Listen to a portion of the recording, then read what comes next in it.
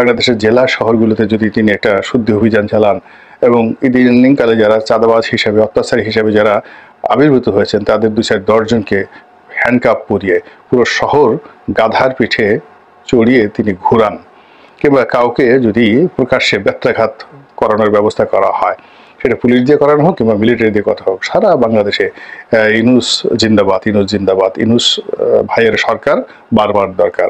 যারা মূলত সিদ্ধান্ত নিচ্ছেন, কাজ করছেন, কিন্তু তাদের ব্যাপারে একটা ট্রু শব্দ হচ্ছে না, এর কারণ হলো তারা মূলত তার উজির এবং নাজির, এবং সেই উজির নাজিরের কারণে তিনি তার যে কাঙ্ক্ষিত ফলাফল কিন্তু ঘরে তুলে ফেলেছেন। এবং এভাবে যদি চলতে থাকে কিছুদিন, তাহলে তিনি আরও শক্তিশালী হবেন, আর তার যারা প্রতিপক্ষ তারা হতাশ, দুর্বল, তারপর শেষে যাকে বলা হয় পক্ষাঘাতগ্রস্ত হয়ে পড়বেন, অনেকে দেশ ত্যাগ করবেন হতাশায়, অনেকে ভয়ে, এবং এরপর তিনি মাশাআল্লাহ কিছু অ্যাকশনে যাবেন। ডক্টর মোহাম্মদ ইউনূসের ক্ষমতার উৎস কি? তিনি কতদিন থাকবেন, কবে যাবেন, তিনি কিভাবে এলেন, আজ তিনি যে রাষ্ট্র ক্ষমতা ভোগ করছেন তার এই ক্ষমতার নেপথ্যের শক্তি কি, অথবা তিনি আগামীতে যে রাজনৈতিক অভিলাষ লালন করছেন, তার মদতপুষ্ট রাজনৈতিক যে দলগুলো যা কিনা আগামীতে একটি সরকার গঠনের স্বপ্ন দেখছে, এগুলোর পেছনে নিয়ামক শক্তি কি, সেই বিষয়গুলো নিয়ে আজকের এই ভিডিওতে সংক্ষেপে আলোচনা করার চেষ্টা করব। প্রথমত, তিনি যে ক্ষমতায় এসেছেন, এই ক্ষমতায় আসার পেছনে হুট করে তিনি এই ক্ষমতায় এসে গেছেন, বসে গেছেন, আমরা যেভাবে শুনছি, যেভাবে বিশ্বাস করছি, প্রকৃত ঘটনা তা নয়। তিনি পুরো সময়টি শেখ হাসিনার বিরুদ্ধে তার যে মনোভাব, তিনি এত চমৎকার করে সেটি গোপন রেখেছিলেন শেখ হাসিনার জমানাতে, যেটি আমরা বুঝতে পারিনি। কিন্তু সবার শেষে তিনি যেদিন কোর্টে হাজির হয়েছিলেন, শ্রম আদালতে, ঠিক সেই সময়টাতে তার অতীতের সকল রেকর্ড ভঙ্গ করে, অর্থাৎ তিনি সাধারণত কথা বলতেন না, তার পক্ষে আইনজীবী কথা বলতেন। তো আইনজীবী জনাব মামুন, তার যে বাকপটুতা, তার চাইতে কোটি কোটি কোটি গুণ বেশি বাকপটুতা রয়েছে ডক্টর মোহাম্মদ ইউনূসের।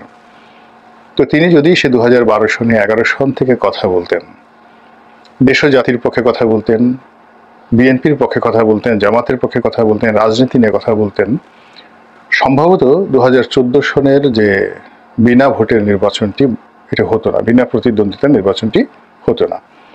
এইরকম তিনি আসলে কথা বলেননি। তিনি কথা না বলে, যেহেতু তিনি কাজের মানুষ, তিনি গোপনে কাজ করে গেছেন। এখন সেই কাজ নিয়ে নানাজনে নানা অভিযোগ করছেন। কেউ বলছেন বাইডেন প্রশাসনের সঙ্গে তার সুসম্পর্ক ছিল, কেউ বলেছেন যে পুরো প্রকল্পটিকে, অর্থাৎ শেখ হাসিনার যে পতন, এটিকে ত্বরান্বিত করার জন্য, বিভিন্ন অ্যাঙ্গেলে মাস্টার মাইন্ড তৈরি করার জন্য তিনি আমেরিকার যে চ্যানেল, সেটা হলো জর্জ সরোজ নামক একজন ধনকুবের রয়েছেন, তাকে তিনি ব্যবহার করেছেন। এরকম অভিযোগ, সত্য মিথ্যা আল্লাহ রাব্বুল আলামিন জানেন। তার জন্য যারা প্রকাশ্যে মাঠে নেমে কথা বলেছেন, তাদের মধ্যে ক্লিন্টন ফাউন্ডেশন, হিলারি ক্লিন্টন, যারা নোবেল পুরস্কার পেয়েছেন বিভিন্ন সময়টিতে, সে সকল নোবেল লরিয়েটগণ, এবং বিশ্বের নানা রকম পত্রপত্রিকা, অ্যামনেস্টি ইন্টারন্যাশনাল সহ অন্যান্য এনজিও এবং মানবাধিকার প্রতিষ্ঠানগুলো। কিন্তু তিনি নিজে রেসপন্ড করেননি, অন্যকে দিয়ে কথা বলিয়েছেন। বাংলাদেশে তার পক্ষে অনেকে কথা বলেছেন, কিন্তু তিনি নিজে কথা বলেননি, এবং এটাই হলো তার শক্তির মূল উৎস। আমাদের মধ্যে যা হয়, বেশিরভাগ ক্ষেত্রে আমরা ছোট মুখে বড় কথা বলি, নিজের যতটুকু না ক্ষমতা তার চেয়ে বেশি লম্ফঝম্ভ করি, এবং আমাদের হাতে একটা নসিমন ভটভটি এরকম যদি মেশিন থাকে, সেটা দিয়ে আমরা বিমানের যে রোলস রয়েস 747 বিমানের যে রোলস রয়েস ইঞ্জিন, সেই ইঞ্জিনের কাজ চালানোর জন্য বিমানের সঙ্গে নসিমন ভটভটি লাগিয়ে দিয়ে একটি 747 জাম্বো যেটা আমরা আকাশে উড়ানোর চেষ্টা করি। এই হলো আমাদের মতো সাধারণ মানুষের কর্মকাণ্ড। আর ডক্টর মোহাম্মদ ইউনূসের মতো প্রাজ্ঞ, অভিজ্ঞ যারা লোকজন রয়েছেন, তারা দেখা যাচ্ছে যে 133টি হাতি প্রসব করে ফেললেন, কিন্তু একটা শব্দ হলো না। কিংবা 1000 রয়্যাল বেঙ্গল টাইগার সমাজে ছড়িয়ে দিলেন, সুন্দরবন থেকে এনে 1000 রয়্যাল বেঙ্গল টাইগার সমাজে ছড়িয়ে দিলেন, কিন্তু একটু শব্দ করলেন না। আমাদের মধ্যে যারা সাধারণ মানুষ, তারা বাঘের একটা পশম, সুন্দরবনে ঘুরতে গিয়ে কোনো একটা জায়গা থেকে বাঘের একটা পশম পেয়ে সে হয়তো দেখা গেল সেই পশমটিকে বাঁধিয়ে ঘরের মধ্যে রেখে তারপরে বন্দুক নিয়ে সামনে দাঁড়িয়ে বিরাট একটা ছবি তুলে বলার চেষ্টা করেছিলেন বাঘের গুলি করে, বাঘকে গুলি করে তিনি শিকার করেছেন, বাঘ পালিয়ে গেছে, তো বাঘ ধরতে পারেনি, বাঘের পশমটি তিনি নিয়ে এসেছেন। তো এরকম হলো আমাদের সাধারণ মানুষের যে চিন্তা চেতনা। কিন্তু ডক্টর মোহাম্মদ ইউনূস নীরব থেকেছেন এবং সেই পুরো সময় 2010 থেকে একেবারে 25 সন পর্যন্ত এখনো তিনি নীরব রয়েছেন, কিন্তু তলে তলে তার কাজগুলো হয়ে যাচ্ছে। তিনি যেভাবে ক্ষমতায় এসেছেন, যেভাবে ক্ষমতায় বসেছেন, এটি একটি রহস্যের আধার। এই রহস্য আমরা এখনো পর্যন্ত উন্মোচন করতে পারিনি। তিনি যে কথাগুলো বলেছেন বিভিন্ন সংবাদপত্রে, তারপরে বিভিন্ন সাক্ষাৎকারে, এটি অনেকটা দেবশিশুর মতো সহজ সরল উক্তি। তিনি বলেছেন, আমি শেখ হাসিনার সঙ্গে একেবারে পেরে উঠছিলাম না। তারপর তিনি বলেছেন যে আমি এইসব নিয়ে চিন্তাই করছিলাম না, আমি পালিয়ে যাওয়ার চিন্তা করছিলাম, অন্য দেশে থাকার চিন্তা ভাবনা করছিলাম, হঠাৎ করে ফোন আসলো, একটা অভাবিতভাবে আমি রাষ্ট্র ক্ষমতা পেয়ে গেলাম। তো এটা যখন আমরা শুনছিলাম, আমরা তখন মনে মনে ভাবছিলাম যে মাই গড, মানুষ এত ভালো হতে পারে, এত সহজ সরল হতে পারে, এভাবেও কেউ কথা বলতে পারে। কিন্তু পরবর্তীতে একটু চিন্তা ভাবনা করলে আমরা দেখলাম যে না, ঘটনা আসলে তা নয়। তার পরিকল্পনা ছিল, তার জিদ ছিল, এবং সেই জিদটি এই সময়টিতে এসে, সরকারের এই 7 মাসের মধ্যে এসে আমার কাছে মনে হচ্ছে যে সারা বাংলাদেশের সবাই তার নিকট ইচ্ছাই হোক অনিচ্ছাই হোক রাজনীতিতে পরাজিত হয়েছে, এবং তিনি রাজনীতি না করেও রাজনীতির চাণক্য হিসেবে ইতিমধ্যে প্রতিষ্ঠিত হয়েছেন, আর বাকি যারা সবাই তার ছাত্র হওয়ার উপযুক্ততা অর্জন করেননি। ইতিমধ্যে গত 7 মাসে বাংলাদেশে অনেক মব হয়েছে, কিন্তু কোনো মবের জন্য শেখ হাসিনাও পর্যন্ত ডক্টর ইউনূসকে দায়ী করেননি। মবের জন্য ছাত্র জনতাকে দায়ী করছে, কেউ জামাত শিবিরকে দায়ী করছে, কেউ বিএনপিকে দায়ী করছে। অর্থাৎ বাংলাদেশে যা কিছু হচ্ছে, দুর্নীতি, অনিয়ম, চাঁদাবাজি, তার কোনোটি ডক্টর মোহাম্মদ ইউনূসকে স্পর্শ করেনি। তাকে কেউ এখন পর্যন্ত পয়েন্ট আউট করেননি যে you are the mastermind for all of the irregularities. বরং সবাই মনে করছেন যে ভদ্রলোক মানুষ, বয়স্ক মানুষ, তিনি পেরে উঠছেন না, তিনি একা কত কি করবেন, সংক্ষিপ্ত সময়ের জন্য আসছেন, তাকে একটা ব্রিদিং স্পেস দেওয়া উচিত।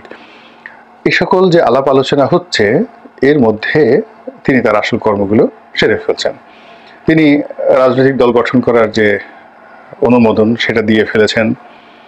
ইতিমধ্যে বাংলাদেশের রাজনীতির মধ্যে কতগুলো সর্বনাশ ঘটে গেছে। আওয়ামী লীগের অন্তরাত্মা বলতে যা বোঝায়, কলিজার মধ্যে যে খোঁচা দেওয়া, সেটা তিনি দিয়ে দিয়েছেন। 32 নম্বর ভাঙা হয়েছে, গণভবন ভাঙা হয়েছে, চুরমার করে দেওয়া হয়েছে। গণভবনে সেখানে সেই যে জুলাই আগস্টের বিপ্লবের স্মৃতি, তার একটি জাদুঘর তৈরি করার প্ল্যান করা হচ্ছে, এবং ওটি এখনো পর্যন্ত যেভাবে পড়ে আছে, তাতে করে ওটা সংস্কার করে জাদুঘরে রূপান্তরিত করতে 3-4 বছর তো লাগবেই। কাজে তিনি এরকম একটা জাদুঘর প্রতিষ্ঠা না করে 3-4 বছর সময় মিনিমাম লাগবে। তো তিনি না করে সেখান থেকে যাবেন কি করে? এটা তো তার পক্ষে সম্ভব নয়, তার একটা নৈতিক দায়িত্ব আছে না।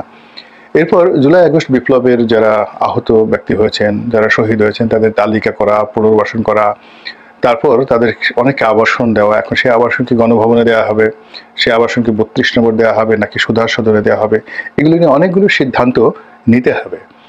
এবং সেইগুলো যে সিদ্ধান্তগুলো তিনি নেবেন, এক একটা সিদ্ধান্ত বাংলাদেশে বিস্ফোরণ তৈরি করবে, এবং আওয়ামী লীগের মধ্যে রীতিমতো একেবারে যাকে বলা হয় কেয়ামত শুরু হয়ে যাবে, হাসর নাসর শুরু হয়ে যাবে।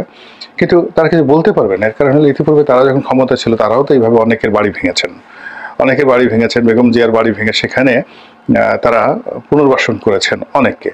তো সেটা সরকারি প্লট ছিল, সরকারি প্লট, ক্যান্টনমেন্টের প্লট বেআইনিভাবে দেওয়া হয়েছে।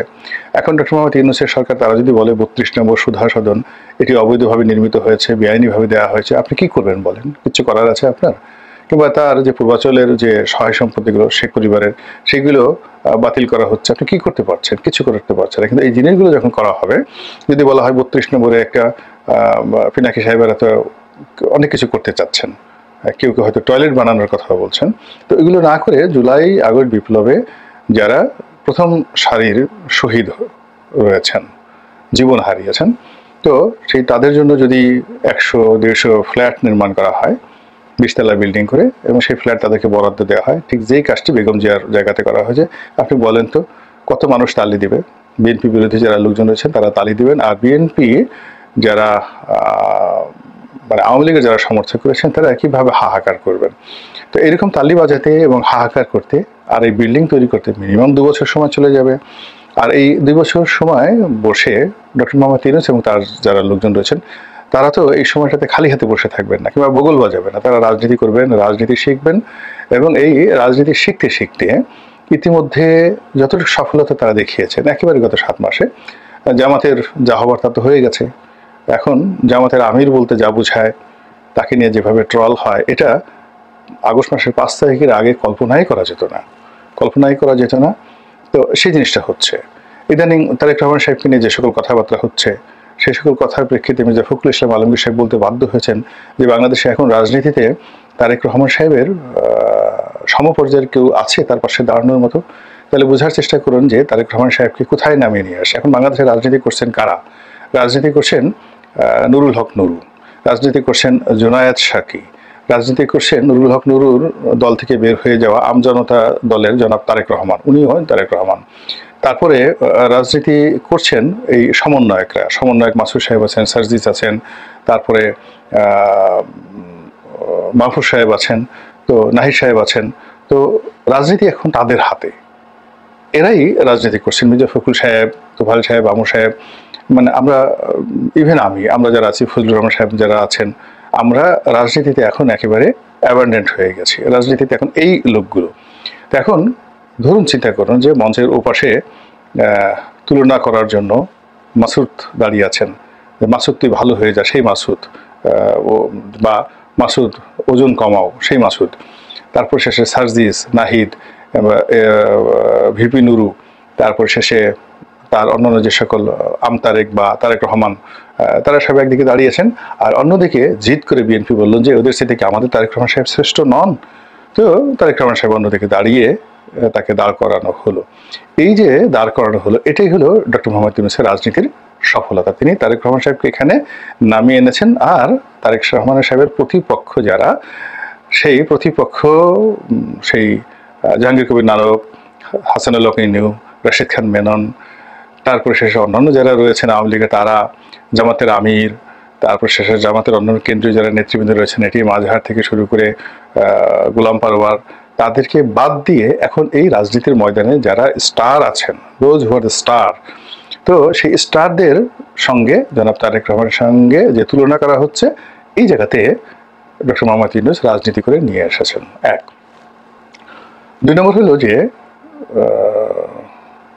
এখন যারা রাজনীতিবিদ, ইসলামী দলগুলোর মধ্যে প্রচণ্ড হতাশা ঢুকে গেছে। তাদের মধ্যে সেই ঐক্য এখন আর চরমোনাই, হেফাজত আর জামাত এক টেবিলে বসে একই সুরে ইনকলাব জিন্দাবাদ বলতে পারছেন না। এই যে তাদের মধ্যে যে হতাশা এবং বিভক্তি, এটাই হলো ডক্টর মোহাম্মদ ইউনূসের প্রধান শক্তি। বিএনপির লোকজনের মধ্যে ভীষণ রকম বিভক্তি। বিএনপির হাওয়া ভবন কেন্দ্রিক যে গ্রুপটি ছিল, যাদের সঙ্গে এখন বিএনপির কোনো সম্পর্ক নেই, এখন তারা এই সমাজে দাপিয়ে বেড়াচ্ছে। বিএনপির সময় যে সকল আন্ডারওয়ার্ল্ডের গুন্ডা ছিলেন, বদমাশ ছিলেন, তারপরে শেষে টেরর ছিলেন, নেতা ছিলেন, তারপর গডফাদার ছিলেন, তারা এই সমাজে দাপিয়ে বেড়াচ্ছে। বিএনপি তাদের একটা পশম স্পর্শ করতে পারছে না, কিন্তু তাদের সকল কর্মকাণ্ডের দায়ভার বিএনপির উপর আসছে, এবং এটাই ডক্টর মোহাম্মদ ইউনূসের শক্তিমত্তা। এরপর শেখ হাসিনার বিভিন্ন ভিডিও, অডিও রেকর্ড ভাইরাল হচ্ছে, তার কথাবার্তা নিয়ে প্রচণ্ড সমালোচনা হচ্ছে, অনেক কথা বলার চেষ্টা করছেন। তো কথা বলার পরে এখন নানা যাকে বলা হয় কার উপাধি হচ্ছে, এটা আমি মুখ দিয়ে বলতে পারবো না, বাজে উপাধি হয়ে যাচ্ছে এক একজন মানুষের। এটা ওনার একটা শক্তি, বিকজ ওনাকে নিয়ে কোনো বাজে কথা এখন পর্যন্ত হচ্ছে না। এমনকি শেখ হাসিনা তাকে যে সুদি ইউনূস হিসেবে গালি দিতেন, বা হুজুররা তাকে সুদখোর হিসেবে তার বিরুদ্ধে ওয়াজ করতেন, নসিহত করতেন, এখন সবাই তাকে আব্বা হুজুর, আলা হজরত, মাদ্দাজিল্লুহুল আলী, এই যুগের মুজাদ্দেদ, এইভাবে তাকে সম্মানিত করার চেষ্টা করছেন এই মানুষগুলো, এবং সেইভাবে মাঠে ময়দানে ডক্টর মোহাম্মদ ইউনূসের গুণগান করা হচ্ছে, এবং এটাই তার শক্তি। এবং তার আশেপাশে যারা লোকজন রয়েছে, দুটো গ্রুপ রয়েছে। একটা গ্রুপ হলো স্থানীয় যারা রাজনীতি করছেন, যেমন আসিফ নজরুল আছেন, আদিলুর রহমান আছেন, তারপরে রেজওয়ানা আছেন, মাহফুজ আছেন, যেটা এখন উপদেষ্টা, তথ্য উপদেষ্টা মাহফুজ আছেন। তো এরকম যারা রাজনীতি করছেন, এটা একটা সেট। তারপরে তথ্য সচিব আছেন, তার যে ব্যক্তিগত প্রেস সেক্রেটারি আছেন শফিক, যেটা যার নাম ইতিমধ্যে ডাস্টবিন শফিক হিসেবে যাকে বলা হয় সকল মানুষের মুখে মুখে, মানে কেউ বলছে মাফলার শফিক, কেউ বলছে ডাস্টবিন শফিক, তারপরে কেউ বলছে গণশত্রু, ইত্যাদি ইত্যাদি। তো এখন এই যে একটা সেট, এই সেটটাকে তিনি অন টেস্ট কেস হিসেবে, ফ্রন্টিয়ারকে মানে টেস্ট কেস হিসেবে, যেমন দেখা গেল যে আপনার দাবা খেলতে বসেন, দাবা খেলার প্রথম সারিতে যে সৈনিকদেরকে রাখা হয়, মানে মূলত প্রতিপক্ষের আক্রমণ প্রতিহত করার জন্য এবং পরাজিত হওয়ার জন্য। তো এই সেটটি রয়েছে সামনে। এখানে যত গালাগাল, যত মন্দ, যত বদনাম, যত আক্রোশ এই গ্রুপটির প্রতি হচ্ছে, কিন্তু কেউ ডক্টর মোহাম্মদ ইউনূসকে বলছে না, এটা তার মূল শক্তি। এখন তিনি যদি এই ডাস্টবিন শফিক, আচ্ছা ঠিক আছে, আপনারা তাকে ডাস্টবিন বলছেন, মাফলার বলছেন, আপনারা থেকে মাফলার শফিক বলছেন, আপনারা থেকে টিস্যু যাকে বলা হয় শফিক বলছেন, আরও গণশত্রু বলছেন, আচ্ছা আমরা তাকে বাদ দিয়ে দিলাম, সবাই তালিয়া তালিয়া তালিয়া। ডক্টর মোহাম্মদ ইউনূসের যদি রেজওয়ানাকে বাদ দেওয়া হয়, আসিফ নজরুলকে বাদ দেওয়া হয়, তালিয়া তালিয়া তালিয়া। তো এই জিনিসগুলো সেখানে আবার যখন নতুন লোক আসবে, তাদের জন্য আবার একটা ব্রিদিং স্পেস থাকবে 6 মাস থেকে 1 বছর, মানুষজন চুপচাপ থাকবে, ডক্টর ইউনূস মহান মহান মহান।